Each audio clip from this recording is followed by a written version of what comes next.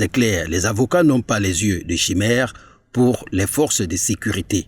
Lorsque ces deux corps se regardent droit dans les yeux, il n'est pas question d'amour, mais de défi, comme deux boxeurs prêts à livrer un combat de titans.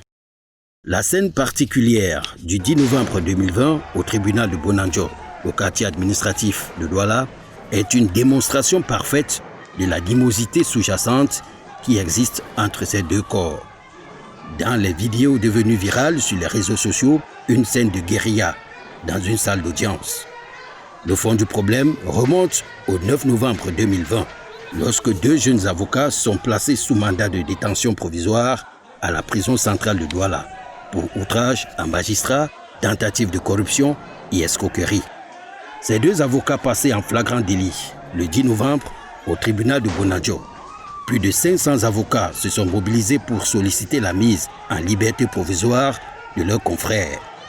Après les échanges houleux entre les avocats et le parquet, le juge a mis le dossier en libéré sur la demande de mise en liberté pour l'audience du 25 novembre 2020.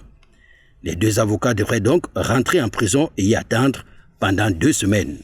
Ce que n'ont pas du tout digéré les avocats présents qui ont exprimé leur courroux.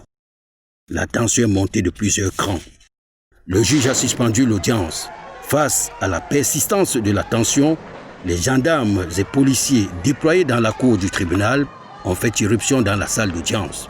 Ils n'y sont pas allés de main morte pour dissuader les esprits échauffés et bien évidemment régler les comptes à ces avocats pour lesquels ils ont une dent dure.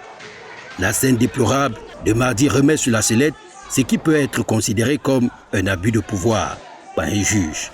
Les avocats voulaient avoir le verdict dans un bref délai et surtout voulaient que les avocats comparaissent libres ayant toutes les garanties nécessaires telles que prescrites par la loi. Pour les avocats, la décision du juge n'était pas du tout motivée, d'où leur colère. Mais leur réaction était-elle susceptible d'entraîner les troubles à l'ordre public au point de provoquer l'intervention musclée des forces de l'ordre? Non. Surtout quand on sait que les deux corps se regardent en chien de faïence. Cela ne devrait pas être le cas. Les avocats et les forces de sécurité sont appelés à travailler en collaboration pour appliquer les lois de manière efficace. Les relations de travail entre policiers, gendarmes et avocats devraient être marquées par le respect mutuel et le professionnalisme.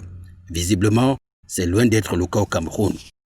Les policiers et gendarmes estiment ou alors reprochent leurs avocats de condescendance.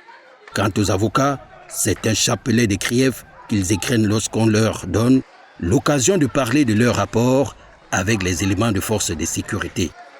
On se souvient encore de l'expression de leur ras-le-bol en septembre 2019.